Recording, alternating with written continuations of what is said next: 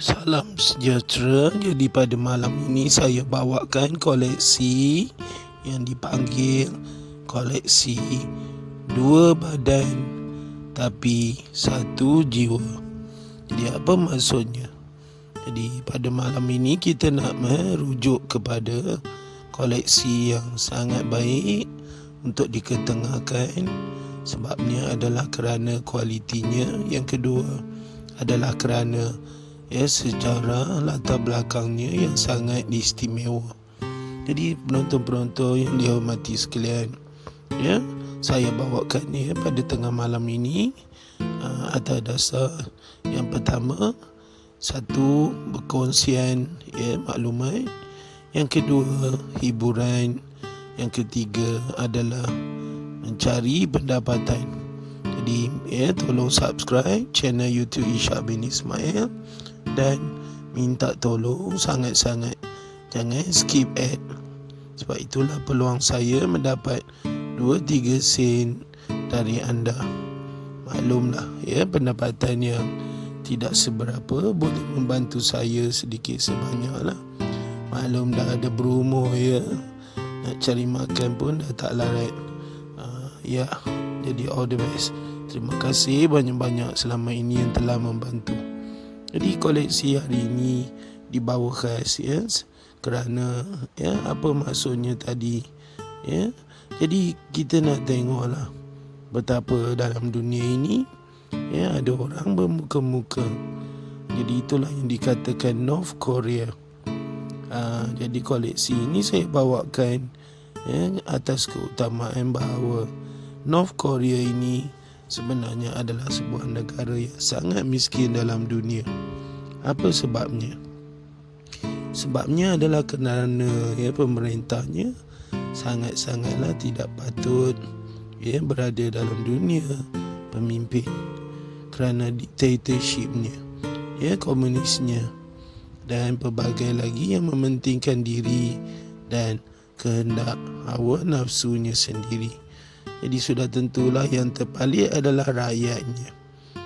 Rakyat yang takut atas kekejamannya sudah tentu diam, tidak berkata apa saja. Itulah teorinya. Menembak mati dan tidak membenarkan sebarang penentangan terhadap kuasa dia. Jadi nak sebut beliau pun saya sudah marah kerana kita melihat 2-3 hari ini North Korea begitu berlagak menutup diplomatik embassinya di Kuala Lumpur. Jadi kita tengok mereka ini ego dan tidak menghormati orang kata negara orang. Kita tahulah you tengah marah, tapi tolonglah bila berada di dalam negara orang lain, kamu patut berpijaklah di bumi yang orang kata orang lain. Janganlah belagak mengeluarkan kenyataan bahawa Malaysia menyokong Amerika dan sebagainya. Kita tidak membawa apa-apa makna atas ancaman oleh North Korea itu.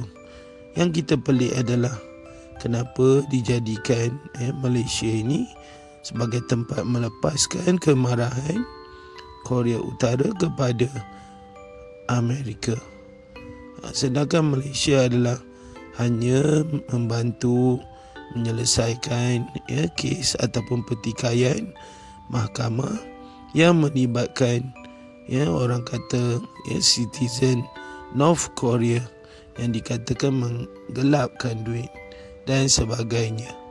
Jadi itulah yang dikatakan bila ada kuasa, bila kita lupa, bila kita over, dan sudah tentulah kerakusan hawa nafsu itu menguasai kepala sendiri.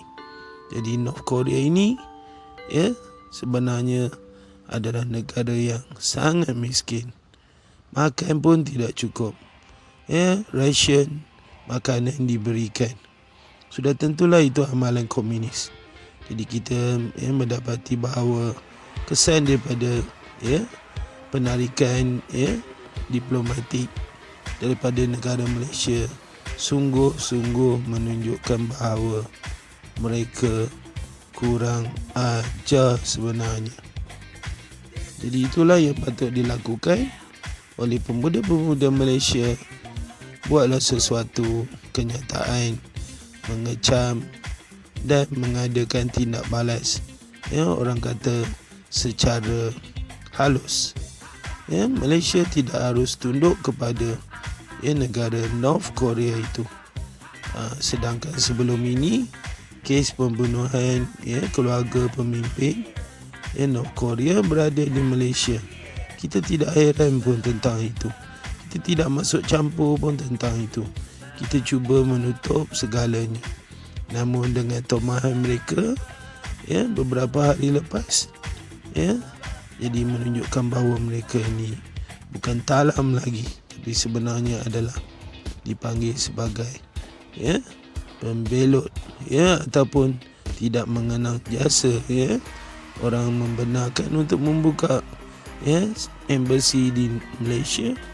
Patutnya mereka bila nak beredar memohon dan memberitahu dengan cara elok, bukannya mengugut Malaysia dan mengancam Malaysia. Jadi itulah anak-anak muda, tolong bangun dan sedarlah bahawa itulah yang dikatakan dua muka satu jiwa. Inilah North Korea berbanding South Korea. Walaupun mereka satu jiwa, tapi muka-muka mereka tidak sama. South Korea ini berbeza sangat berbanding North Korea.